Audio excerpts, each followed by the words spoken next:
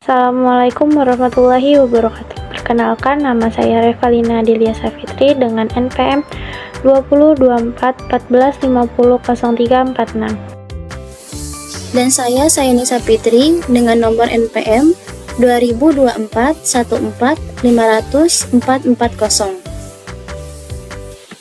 Di video kali ini saya dan rekan saya akan menjelaskan tentang Islam Nusantara dan Islam berkemajuan. Sebelumnya saya akan menjelaskan tentang Islam Nusantara. Sebelum masuk ke Islam Nusantara, agama Islam itu sendiri adalah agama yang dibawa oleh Nabi Muhammad SAW untuk umat manusia agar dapat hidup bahagia di dunia dan akhirat. Kata Islam itu sendiri berasal dari kata aslama, yuslimu, dan islaman, yang berarti tunduk, patuh, dan selamat. Islam berarti kepasrahan atau ketundukan secara total kepada Allah Subhanahu wa Ta'ala. Orang yang beragama Islam berarti ia pasrah, tunduk, dan patuh terhadap ajaran-ajaran Islam. Seorang Muslim berarti juga harus mampu menyelamatkan diri sendiri dan juga menyelamatkan orang lain. Tidak cukup selamat, tetapi juga menyelamatkan. Selanjutnya, Islam Nusantara. Islam Nusantara adalah Islam yang ramah, terbuka, dan inklusif.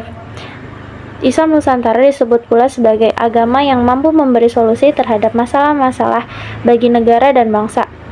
Islam Nusantara adalah Islam yang dinamis, bersahabat dengan lingkungan kultur dan subkultur, serta agama yang beragam.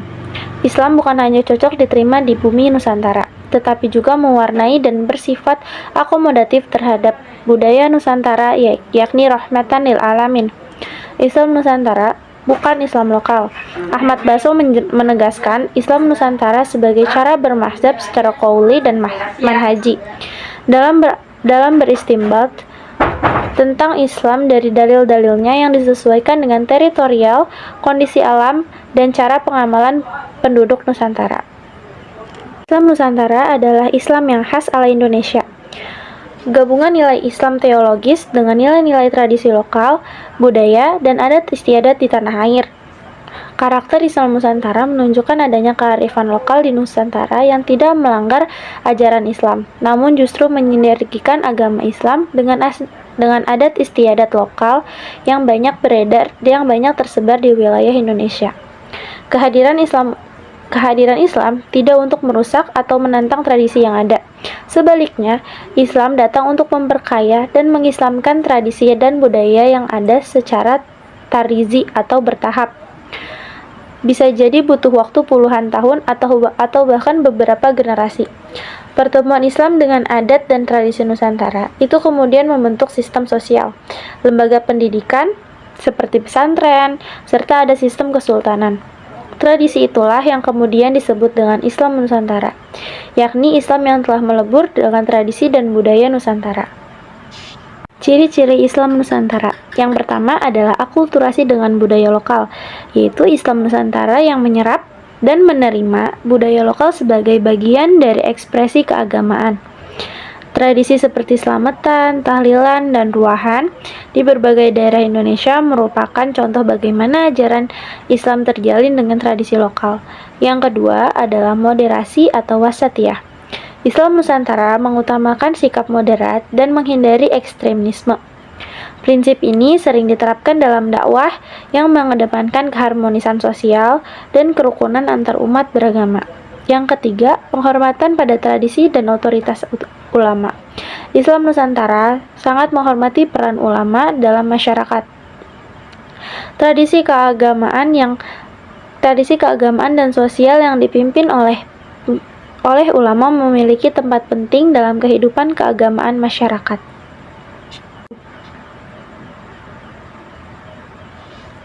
Yang keempat adalah penyebaran Islam melalui dakwah yang damai. Islam Nusantara disebarkan melalui cara-cara yang damai, terutama melalui pendidikan di pesantren dan dakwah yang mengedepankan dialog serta toleransi. Metode ini berbeda dengan pendekatan keras yang sering digunakan di tempat lain.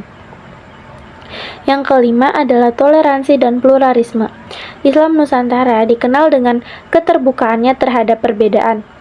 Sikap toleransi ini ditunjukkan dalam hubungan baik antara umat Islam dan non-Muslim, serta antar kelompok-kelompok Islam yang berbeda. Yang keenam, mengutamakan keberagaman yang inklusif. Ajaran Islam Nusantara lebih inklusif dalam arti membuka ruang bagi perbedaan mazhab dan tradisi keagamaan yang berbeda-beda. Di Indonesia, konsep rahmatan lil alamin atau Islam sebagai rahmat bagi seluruh alam sangat menonjol dalam pendekatan ini. Peran Islam Nusantara. Islam Nusantara mengedepankan pendekatan yang mengintegrasikan nilai-nilai lokal dengan ajaran Islam yang menciptakan harmoni antara budaya lokal dan syariat, yang memungkinkan masyarakat untuk menjalani kehidupan beragama tanpa kehilangan identitas budaya mereka. Islam Nusantara juga menekankan toleransi, keberagaman, dan penghormatan terhadap tradisi sehingga menciptakan kerukunan antar umat beragama. Selanjutnya, Islam berkemajuan. Islam berkemajuan adalah konsep yang berupaya menghadirkan ajaran Islam dalam konteks yang dinamis, progresif, dan relevan dengan perkembangan zaman. Konsep ini berakar pada keyakinan bahwa Islam adalah agama yang mampu memberikan solusi terhadap tantangan modernitas dan perubahan sosial tanpa meninggalkan prinsip-prinsip dasar ajaran Islam. Di Indonesia, gagasan ini sangat erat kaitannya dengan Muhammadiyah, salah satu organisasi Islam terbesar yang didirikan oleh Kyai Haji Ahmad Dahlan pada tahun 1912. Islam berkemajuan yang diusung oleh Muhammadiyah mencerminkan sifat modern dari gerakan Islam tersebut, menanamkan nilai-nilai kebaikan, kebenaran, perdamaian, keadilan, kesejahteraan, dan kemakmuran yang bersifat holistik, karena Islam pada hakikatnya menghormati martabat manusia tanpa adanya diskriminasi.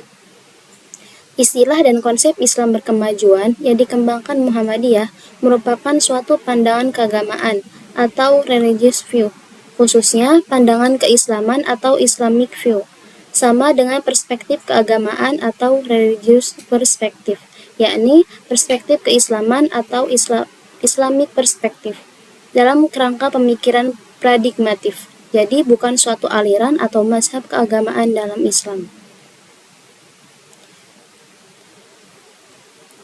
Ciri-ciri Islam berkemajuan. Yang pertama, berlandaskan tauhid. Muhammadiyah atau Islam berkemajuan itu adalah tauhid yang punya implikasi bagi kehidupan sosial, baik alam semesta, juga bagaimana manusia sebagai makhluk yang tunggal harus dimuliakan, ditinggikan derajatnya, dicerahkan dengan dakwah penuh cinta agar mereka kembali ke jalan yang benar dan menghindari jalan yang sesat. Yang kedua, kembali kepada Al-Quran dan Sunnah. Muhammadiyah menjadikan Al-Quran dan Sunnah sebagai pedoman, dan Islam berkemajuan tidak semata-mata bermakna tekstual, bahwa semua ayat harus dimaknai apa adanya. Begitu pula hadis Nabi, tapi ada dimensi logika, ilmu pengetahuan, dan teknologi yang harus kita libatkan dalam memaknai Al-Quran dan Sunnah. Yang ketiga, menghidupkan ijtihad dan tajdid. Muhammadiyah berpendapat bahwa pintu ijtihad tidak akan tertutup sampai akhir zaman, baik secara normatif maupun tidak.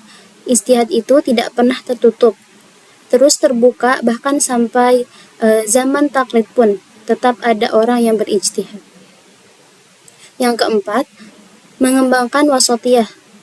Dalam berbagai tafsir, umatan wasatan diartikan sebagai umat terbaik atau khairul ummah, yang dimana dipertahankan kewasatiyahan ini dan jangan sampai tersesat ke kanan yang ekstrim atau ke kiri yang tasahul atau meremehkan syariat. Jadi, tidak terlalu liberal dan tidak terlalu konservatif. Yang kelima, menunjukkan sifat rahmatan lil alamin. Sifat ini ditunjukkan kepada siapapun tanpa membeda-bedakan latar belakang, termasuk kepada yang berbeda agama dan kepada lingkungan, karena Islam itu isinya adalah rahmatan lil alamin. Peran Islam berkemajuan. Islam berkemajuan di sisi lain berfokus pada pemikiran progresif dan inovatif dalam memahami dan mengamalkan Islam. Ini mencakup upaya untuk menjawab tantangan zaman seperti isu sosial, pendidikan, dan keadilan. Dengan pendekatan ini, Islam berkemajuan harus berusaha untuk memperkuat pemahaman yang kritis dan terbuka terhadap ajaran Islam, serta mendorong partisipasi aktif dan dalam pembangunan masyarakat.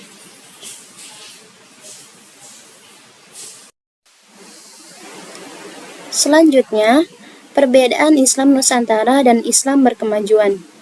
Islam Nusantara dan Islam berkemajuan dapat dibedakan dari berbagai segi. Yang pertama, Islam Nusantara dilihat dari segi konsep dan pendekatan, menekankan pada pemahaman dan praktik Islam yang selaras dengan budaya lokal, tradisi, dan nilai-nilai masyarakat Nusantara.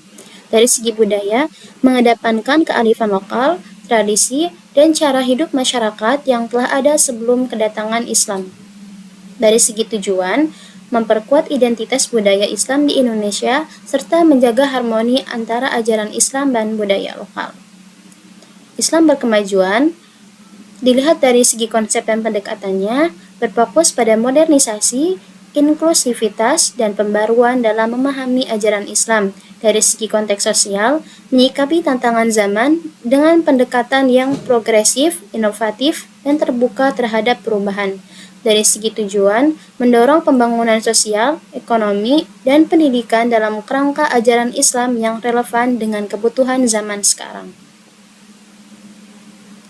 Selanjutnya ada kesimpulan yang akan disampaikan oleh teman saya, Revalina. Kesimpulan dari materi kami adalah Islam Nusantara dan Islam berkemajuan, keduanya memiliki tujuan yang baik untuk masyarakat, namun dengan pendekatan dan fokus yang berbeda. Islam Nusantara lebih pada pelestarian tradisi dan identitas lokal, serta konsepnya yang menekankan pentingnya pengintegrasian ajaran Islam dengan tradisi lokal Nusantara. Sedangkan Islam berkemajuan lebih pada respon terhadap perubahan zaman dan kemajuan sosial yang menawarkan pendekatan yang lebih progresif dan rasional terhadap ajaran Islam. Dan memandang Islam harus terus berkembang seiring dengan kemajuan ilmu pengetahuan dan teknologi tanpa meninggalkan prinsip-prinsip fundamental agama. Sekian, terima kasih. Wassalamualaikum warahmatullahi wabarakatuh.